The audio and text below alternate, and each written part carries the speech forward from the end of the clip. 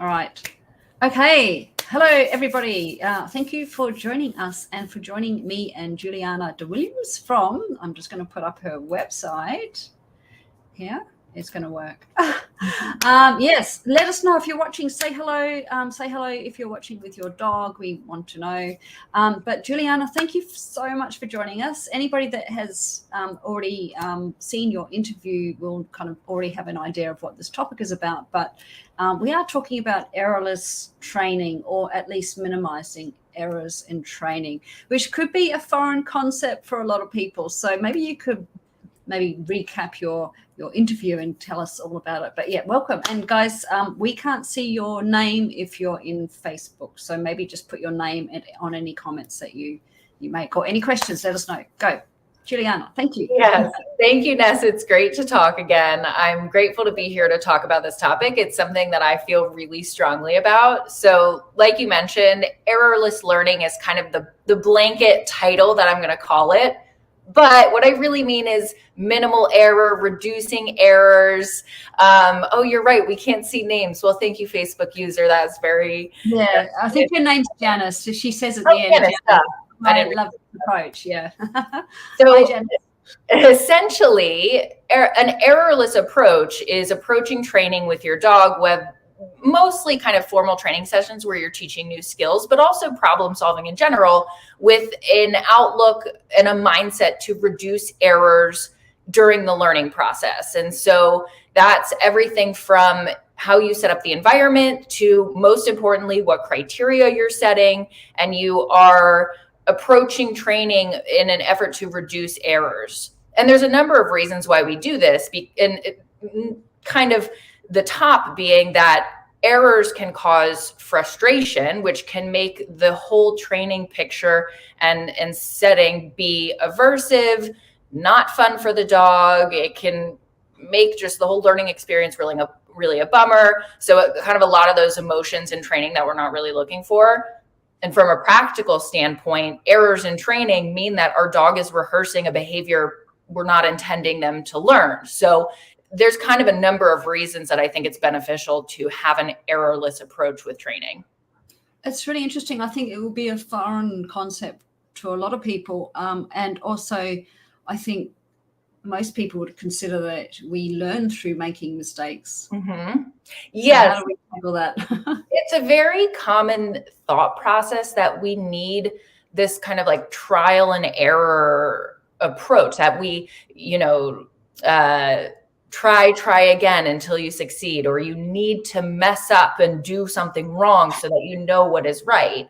And that's actually not necessarily the case. Like, of course, a lot of us learn through trial and error. It is how the world generally works. But I think the question is, are errors truly required for training? And that's where I would argue, and we have a little bit of science that says, no, errors are not necessary for learning and for a learner to grasp a concept. Has anyone got any questions around this? Because I'm sure you do. So let us know if you do. But I guess you're definitely talking about learning. So once a behavior is learned, is it different thereafter? Does it matter if the dog makes a mistake? So, and I think I'm glad you phrased it as like, does it matter if the dog makes a mistake? Because it's not necessarily, if you want to come with an errorless approach to your training, it's not that like if your learner makes a mistake, like all is lost. Oh no. It's just kind of how we deal with those errors, and a more trial and error approach would kind of let the errors happen, or, worst case would correct the errors, which I definitely don't recommend, but there, this kind of like figure it out mentality. And that's where, of course, I recommend getting away from in the learning process. But the thing is, we are not in a laboratory setting. We are humans, dogs are dogs. There will be errors that occur when you are proofing, when you are adding distractions, when you are working on stimulus control. Of course, errors are going to happen. But again, I think it's kind of how we treat those errors that can I think that a little bit is like my personal training approach, right? Where I take errors as data and I don't typically let a dog kind of flounder and wait them out and let them figure it out. I take it as data, and I have a few different approaches. Like when I'm out in the world and training and we make errors, I kind of, depending on what's going on, I have different, I have option A, B, C, D. But, I think it's important to know, errors are going to occur, but it's about how we deal with those errors. Yeah. And I mean, it took me, I mentioned this in the interview, so it took me a long time to, when I'm training my dog, to accept that there will be errors and not get too caught up in that and go, actually, this is a good learning experience for me, that maybe my training's not where it should be. Yeah.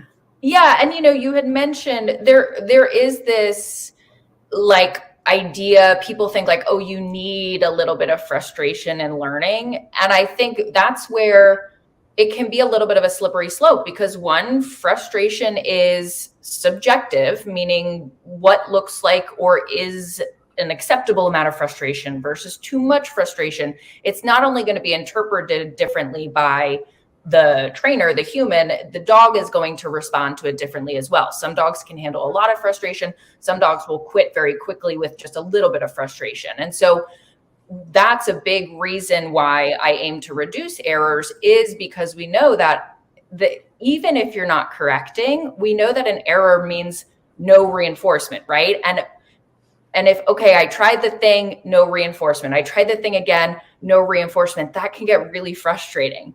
I saw a really great talk by Michelle Pouliot, and she demonstrated, she said like something random, like, oh, touch my clicker. And she just said, oh, not like that. And the learner keeps trying, oh, not like that, try again. And the learner eventually was like, got so frustrated. And Michelle she wasn't going, she wasn't saying no. She was being like kind in her errors, but it still created frustration. And that's where I just think, at the very least, being mindful about how many errors are showing up in your training. How much are you relying on errors? How much do you believe errors are the route to the correct answer? And is that the case really? Yeah. So I want to talk about that. Do we rely on errors? I think that's a really good concept. Mm-hmm. I've never thought of it like that. But before we do that, I'd kind of like to, we haven't actually discussed what we consider to be an error. Yeah. So, thank you. Yeah. Totally. So maybe you could talk about that. Yeah, I think that, so because there's obviously, when you're training a dog, there's so many different scenarios. Let's stick to kind of right in this example, we'll talk about the teaching phase. So you're teaching a new behavior and your dog makes an error. So I'm going to go really simple, and we're teaching like a hand targeting behavior.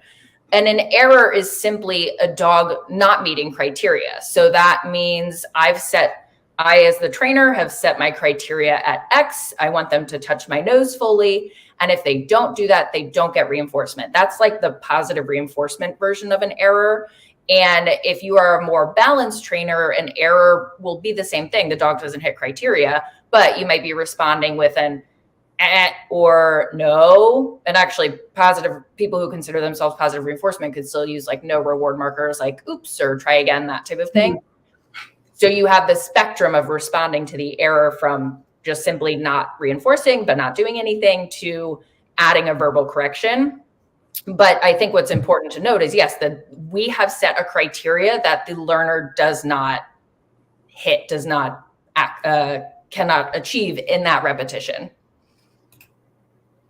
I'm not sure who this is. Facebook user, unless you put your name on, we can't see. But they say, what about when my dog just shut down? After a few errors, corrections, treat, encouragement, my pit bull decides to walk away and refuse to train. So I just play with them and try again the next day, but she refuses, very stubborn. So this is actually a very common scenario that is the exact reason. Thank you, Marianne. That is the exact reason why I approach training sessions in an attempt with the idea to reduce errors, for this exact reason. This dog, if they don't meet criteria and therefore don't get reinforcement, just 1, 2, 3 times, they're out of there. They're like, this is no fun. I don't understand. And so it goes from being, okay, this is kind of frustrating, I'm not getting reinforcement, to, yeah, like, I don't understand what you're saying. And at that point, I think absolutely we should be reevaluating our training. And more importantly, reevaluating the criteria we've set. How can we tweak our criteria, probably lower it a little bit, so that our dog can meet criteria, does earn reinforcement, and then you get this nice momentum of behavior. And they're like, oh yeah, this is really fun. Look at all these wins I'm getting. I have this a training session that is rich with reinforcement opportunities, which is critical. Yeah, that's really interesting. Marianne, does that answer your question? And I suppose, Juliana, that we might need to really break it down into little itty bitty pieces rather than jumping from point A to point Z, going A, B, C, going through the alphabet. And if we have to, make those criteria really small. Oh, yeah, it's very common for humans to expect a lot from our dogs. We want these big chunks of behavior, or we want this perfect behavior. But when we put that criteria, we put those expectations on a training session, our dog might not be able to figure it out. And so, yes, giving them wins along the way, and maybe like it's this feeling of like, I don't want to give them too many treats, or like they have to earn their treats. And that's really where I recommend, if it makes you feel better, teeny tiny little pieces of treat, cuts your treat up. Your dog needs that reinforcement for engaging with us, for working with us. And when you do change your mindset and you reinforce more frequently, I'll use like human terms, you reward more frequently, your dog is going to be much more engaged and much more excited to train. Yeah, for sure. And I mean, when they're learning, you want that high reinforcement, don't we? And we also want, whatever is special to that dog. So maybe Marianne's pit bull actually likes to be rewarded with play and not food. Like if we can tap into what it is that dog loves best, that's going to definitely increase the behavior, I would imagine. I completely agree. Find what is rewarding and reinforcing to them. And, Marianne mentions that errors, there is some corrections happening in the learning process. And that's just another reminder that even though we as humans feel like it's really important to convey to our dogs, like, nope, that's not what I wanted, not that, or not that behavior, or don't do that. Unfortunately, as the learner, our dogs can be really sensitive to that. And they don't even have to be sensitive dogs to be sensitive to that. It's just any being that is learning something new or practicing something they know, it really is not fun to be corrected or to not be able to figure out how to get the right answer. Like, this stuff matters more than we think.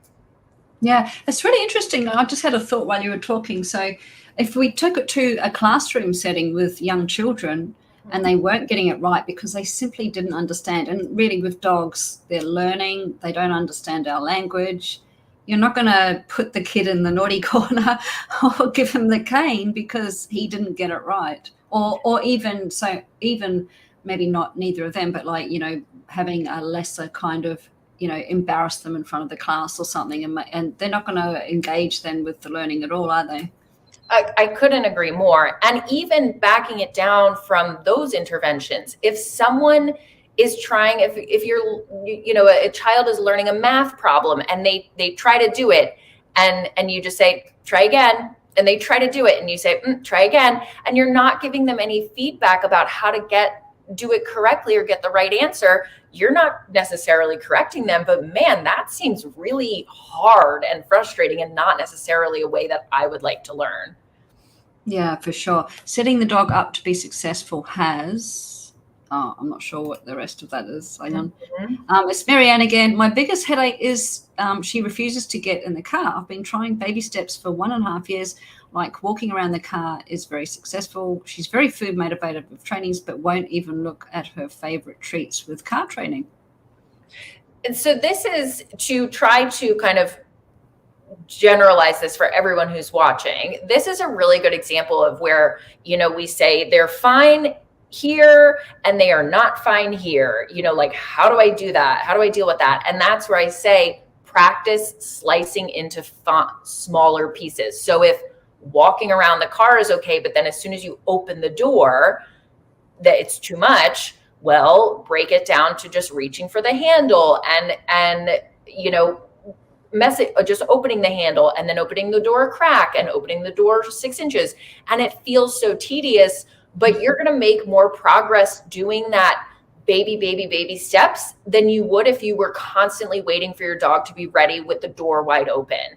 And it's about figuring out where your dog can be successful and working from there, because if you can't find that point of success, you're never going to get anywhere, you know? Yeah, rush slowly, I say. And of course, that's the same for my separation anxiety clients, you know. Oh, 100%. Break Yes. it down into little itty bitty steps. And yeah. So Facebook user says, setting your dog up for success has almost become a cliche in training circles, but it's so true. You need to start where the dog is at and build bit by bit from there. Yes, indeed. Yeah. And that's, you know, I've always been a positive reinforcement trainer and I've always known to set my dog up for success, but I didn't realize that even in what I thought was successful was still actually filled with quite a bit of frustration for my dog. So again, going back to like teaching a hand target, you know, I would like get a few clicks on the nose, but the dog didn't know it. I just introduced it. And then I would hold my hand out. And if they didn't figure it out, I'd tell my clients, oh, you just wait them out. They'll figure it out. You know, they don't get a treat until they touch your nose. And the dog's like looking at me, the dog's barking, the dog's doing anything but touching the nose, because they didn't understand that this was what earned reinforcement. It didn't matter that they just got a few clicks in the row. It wasn't clicking for them. And so that's where now I have changed my approach to, I set up my training environment in a way where I get so much reinforcement for the behavior I'm looking for that to the learner, there's no question what is the correct answer. So I'm just going to flip it on its head a little bit. So firstly, I'd like to talk about shaping. And do you do shaping, and how does that fit in with your criteria? And maybe for anybody that doesn't understand what shaping is, you could give a brief outline. Yeah, shaping is using successive approximations towards your end goal. That's kind of like the general term, and totally free shaping means that you are not giving any feedback except for your marker and your reinforcement. And so you are basically saying to the dog, try something and I'm going to move you in the right direction. It's like the warmer, colder game, except we try not to do colder. Like, they don't need to know when they're not doing something right, because they simply don't get a click and a treat. They only get click and treats when they're moving in the right direction. Shaping absolutely requires finely sliced criteria. And so I'm a faculty member for the Karen Pryor Academy, and we teach capturing and shaping in that class. And we become excellent free shapers. We, take our body prompting out of it. We're literally only using our clicks and treats. And when I went through the course 8 years ago, we were still relying essentially on an extinction burst, where the dog would have to try so much stuff, and they would give us this big behavior, like, what do you want? Do you want this? Do you want this? Do you want this? And they really had to offer a lot of behavior. What we've learned is you actually don't need that extinction burst. Some people call it like micro shaping, but I just think it's good shaping. I think if you are setting your criteria and you have a good eye of the behavior you're looking for and what direction you want to go in, of course, there are going to be times when a dog tries something and it does not get the reinforcement because you're shaping them in the direction you want, but you are not relying on that extinction burst. At least I'm no longer relying on that extinction burst to get myself further down the shaping ladder. Right. Yeah. Okay. And what about something like impulse control then? Because there's an element of frustration with that as well, isn't there? So maybe. I think it depends on, so if you're first, let's define impulse control, because I think everybody has a different idea. So what do you mean when you say impulse control? Well, I guess what I'm actually thinking about is it's your choice game. So, you've got the treat there, they go for it, your hand closes, Yes. And so that is very much the dog is going, I want that. Oh, you can't have it. I want it. You can't have it. So how do you feel about that in terms of, the criteria of minimizing errors in training? So I think about a game like that, and I was also I taught like leave it similarly, where like you put the treat in the hand and you wait for the disengage. I think that we teach dogs that food in hand over and over again all day long. Food in hand means come get it, and then like poof, suddenly we change the rules, ignore it. And I think it's not super fair. And I think there are way more effective ways to teach it in terms of how to teach a dog to, and that's where like I would look at what your point is with the game. So like with leave it specifically, I want a dog to ignore, I want a dog to move away from whatever I tell them to leave. And so what I've taught is I've just put in leave it as an eye contact behavior and fade it in distraction. So I no longer have to use extinction or frustration there. And with the it's your choice game, I would ask like, what's the goal there? Like, is it for a dog to ignore food? Are we putting it on cue?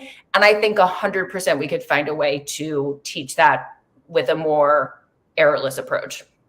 Yeah, that's interesting. I mean, I don't know, but why people train it specifically, but except maybe not with, I don't use it in the context of leave the food alone, more as in control your impulses, you know, and then you get the treat. So yeah, it's and that's where like I think we have to be really careful about, like, there are ways to, essentially what you were doing is proofing a specific behavior, whether that's standing or sitting or looking at the trainer, whatever it is, around the 3Ds, or probably distraction in that case. And so when you kind of like break down this like human construct of impulse control that we've created, and you look at from a behavior standpoint and like an applied behavior analysis standpoint, it's like you're just proofing a behavior around really hard distractions. And again, I would find us back at square one where, okay, if you want a dog to ignore a squirrel, and you would pick an arbitrary behavior of them sitting. I don't really care if dogs sit around squirrels, but I would start that sit at a place where they can be successful and build from there. And it is possible. There's this idea that like, if you're going to be working around the harder stuff, you have to like dive into the harder training sessions more quickly. And I just don't agree. No, fair enough. Yeah. Facebook user says, one of my girls is a crazy food lady, crazy food dog. So when I train, regardless where I have the treats, which includes dry food, she often offers a frenzy of behaviors. How would you approach this? So it's great that your dog is offering behaviors, right? Like, we love an empowered learner who says, what do you need me to do? This is again where I would think about, what is your goal? What would you want? So a lot of times just standing is nice. And so I call that kind of like the default stand, or like a stationing behavior. And again, from an errorless approach, maybe you just start feeding, because if they're eating, they're likely standing. And then you can start to build in like a half second before they get the next treat. And then you build in a full second and 2 seconds and 3 seconds. And suddenly you have a standing behavior. Instead of, I think a lot of people would approach this as like a wait it out situation, just wait them out until they offer what you're looking for. But then you've gotten this whole parade of behaviors that have ultimately then been reinforced, versus if you come in right away, you start feeding and you get that stand as quickly as you can. I love your use of the phrase empowered learner. That's really good. But I guess with that example you just gave, you'd have to be super quick to get that stand captured. Yeah, totally. Absolutely. Yeah. And I mean, I don't think our dogs, I think we should always be working to be our best and most clear training selves, and I don't think just because like we don't have the skills yet shouldn't mean that our dogs need to endure frustration in order to learn. Of course, is that going to happen as you are building your training skills? Of course. But, just because you can get a behavior through using kind of frustration and errors, and you're like, I'm good, I'm not going to try to make myself any better. I think it would be beneficial for humans to continue to say, well, how can I get a little speedier with my mechanics? How can I, sharpen my eye and my observation a little bit so I can set that criteria in the moment? I think we can always be trying to be better because that clears up our training and makes everything more enjoyable for our dogs. And by the way, it makes your training more successful. So yeah. And that's always what we want, isn't it? Mm-hmm. So I guess can this be applied across, all types of training and all types of behavior? So, we're talking about the high level sort of dog is hyper vigilant, maybe aggressive, or as you say, fixated on the squirrel, wants to take off. Mm-hmm. So I think a cornerstone of behavior modification for more challenging, dangerous, high stakes behavior is to prevent the rehearsal of that behavior as much as possible. We cannot modify or improve behavior if we're constantly getting the rehearsal of the reactivity and aggression. So I actually think an errorless approach of, okay, how do I pause the prevention, the rehearsal of this behavior, and then how do I slowly introduce the trigger in a way that the dog can cope with? I think that's exactly what that harder training does. We work under threshold, we prevent the rehearsal, and that's pretty much what an errorless approach would be anyway. Yeah, it kind of always upsets me when you see dog trainers, if someone's contacted them because their dog's got dog aggression or human aggression or whatever it is, and they want to see it. Mm-hmm. And you're like, no, you don't need to see it. Right. You don't need to see it. They've contacted you because X, Y, Z. Yeah. I totally agree.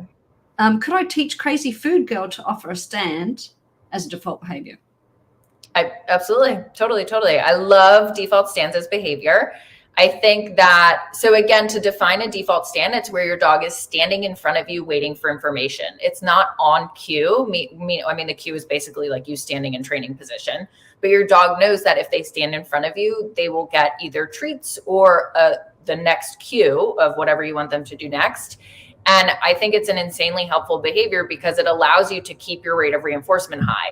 Even if you're thinking about something or you're trying to decide what to do next, or you want to, for whatever reason, you can reward that default stand in between cues. It allows a nice high rate of reinforcement, keeping the dog engaged.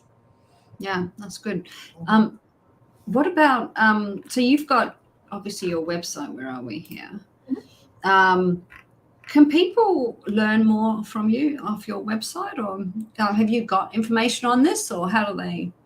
Instagram is going to be the best way for people to, JW Dog Training on Instagram. And the nice thing about that is we show a ton, it's nothing but videos, and we show a ton of training, reactivity training, basic manners training, leave it training, whatever, all on there. And everything on there is going to be taught with an errorless approach. We don't necessarily say it every time, but if you're looking at like a how-to video on my page or how something has been done, it's been with a minimal error approach. Brilliant. And Patty, hi Patty. My mum has early dementia. I'm so sorry to hear that. So can't count on her for reactions to help my dog remain on the floor in her presence. My dog adores my mum, but can't allow poor contact with tender skin. Yes, prone to wounds. Consequently, we have kept my dog on a leash or in a pen at my mum's. Socks didn't work. I'm assuming you mean giving your dog socks to prevent injury. Any other ideas? We work on the behavior here, but no generalization to my mum.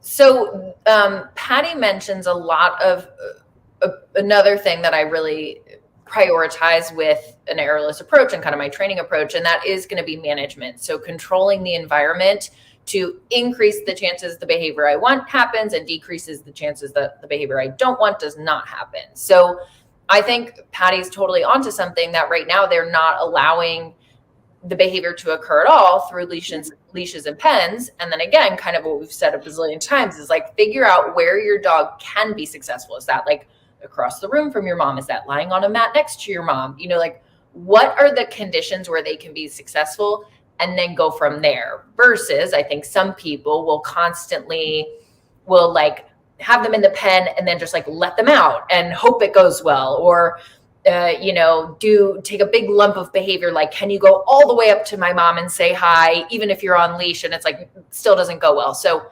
finding that point of success and then taking it baby steps from there. And again, it goes very quickly. Before you know it, you can start to create the conditions that ultimately you're looking for, which it might not be your dog out like 100% free all the time at this age, but you could potentially work towards some type of, your dog is out and your mom can pet the dog, your dog is calm. You can totally work towards that and still be starting at the point where your dog is like on leash across the room. It's all about thresholds, isn't it? Like keeping the dog under the threshold, which I know Patty understands about thresholds. And yeah, keeping them under that threshold and then closing the gap.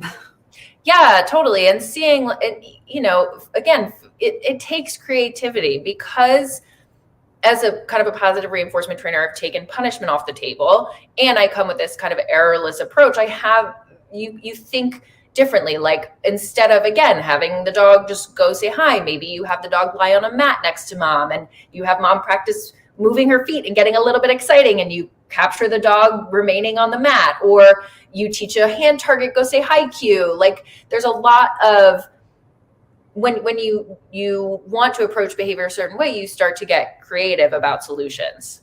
Does that answer your question, Patty? I think that's going to help. More, yeah. What's that? It's it's always tough to like troubleshoot on the internet when it's like you have one little slice of information. Yeah, it is, isn't it? Yes, for sure. Any other questions? Hang on. Oh, she says thanks. That's good. Yeah. Any other questions, guys? While we've got Juliana for a little bit longer, hopefully. But yeah. So well, hopefully somebody's writing. What is your message? One thing that I was going to talk about briefly as well, Ness, in terms of errorless training, is the concept of cue transfer. So, you had mentioned in our live or in our talk where people, and this is common, where people are like, oh, you're just giving them the answer. In that, like, you're intervening quickly and you are, yes, sending them in the direction you want. And there's this idea of cue transfer where what used to be the cue can transfer to a new cue, perhaps in the environment. So while you might be cueing the behavior at first, soon something else in that context will take over. For example, a really common thing is like when people pick up the leash and the dog like goes crazy, right? Like bouncing all over the place, so excited. And this is where a lot of people will quote unquote, like wait the dog out, like wait until the dog sits or like wait till the dog calms down, whatever your criteria is. And that might take 5 minutes at first. And like, yes, will the time go down over time? Like, and eventually in a couple months, you're down to 1 minute of crazy before the leash goes. But in that context, that's an example of, I wouldn't want that much rehearsal of the chaos. So what I would do is I would pick up the leash and then immediately cue sit or cue place or whatever I want. And what happens really quickly is, yes, I am giving information in that moment, but the dog will start to see me pick up the leash. And over time, that they'll start to anticipate, oh, mom's going to tell me to sit now, so let me just do it anyway. And picking up the leash becomes the cue for the behavior that I'm looking for. So I get out of the equation. My dog learns to do these things on their own, even though, yes, I did give them the answer for a while, but soon kind of life, the environmental cues take over, and my dog is doing what I want them to do without rehearsing all that behavior I didn't want. Yeah, and I guess the same could be applied to loose leash walking as well.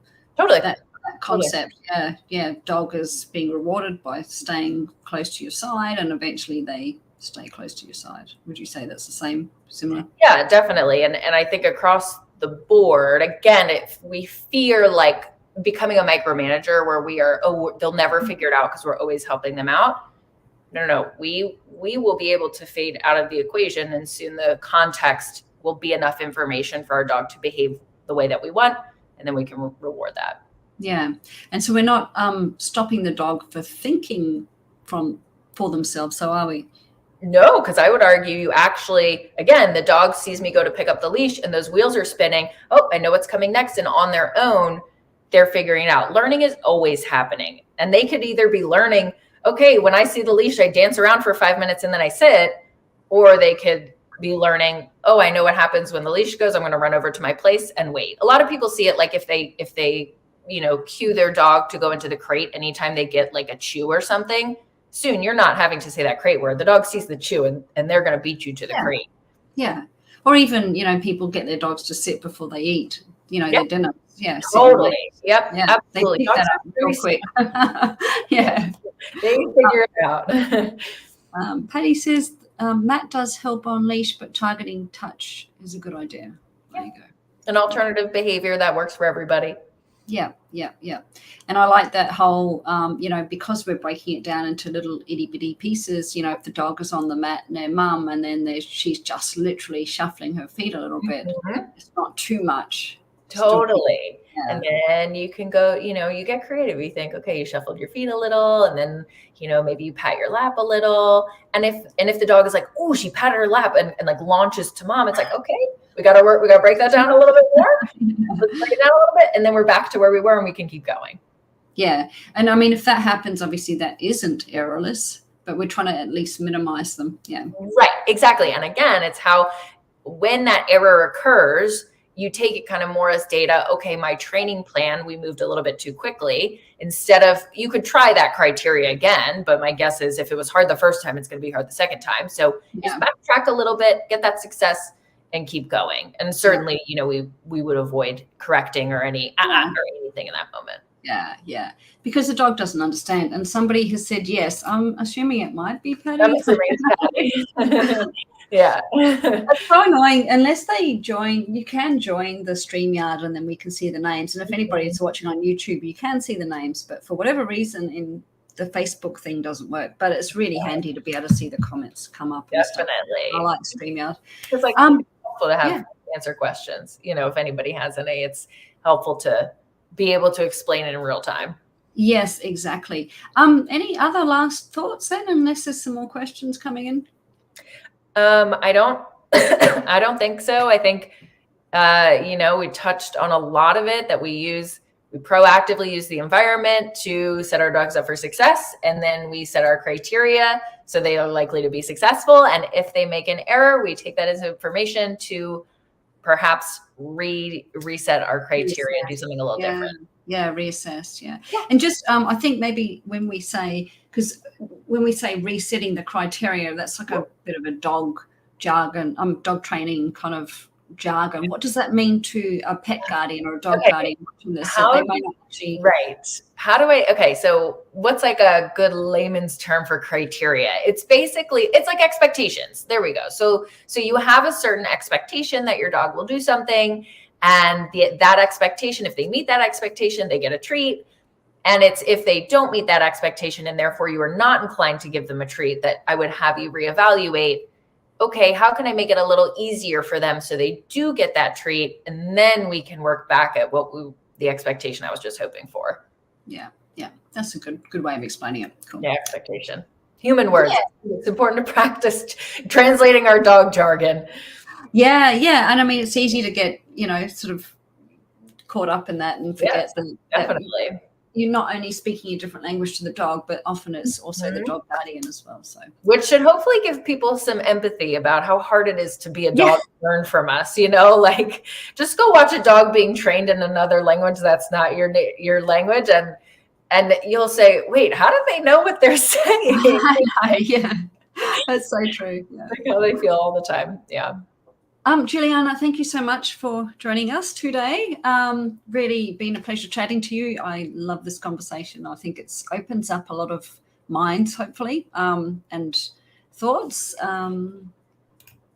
Whoops, someone's just said thank you. Oh, whoops. You're welcome. Thank you with special guest Juliana. That was great. Yes, yeah, and thank you for being part of the summit as well. So thank you, Ness. This has been great. I really appreciate it. Such a good conversation. But yes, have a lovely holiday festive season, everybody. I am excited because as of 4:00 today, I am taking off. Today, so I'm not coming back till the beginning of January. Well earned. I hope you get some rest. Yeah, Marianne says thank you so much. Thanks, Ness, for inviting Juliana. Yes, she is Facebook user. All right, lovely. Thank you so much. Really great. Have a wonderful holiday, Ness. Thanks for chatting. Yes, you too.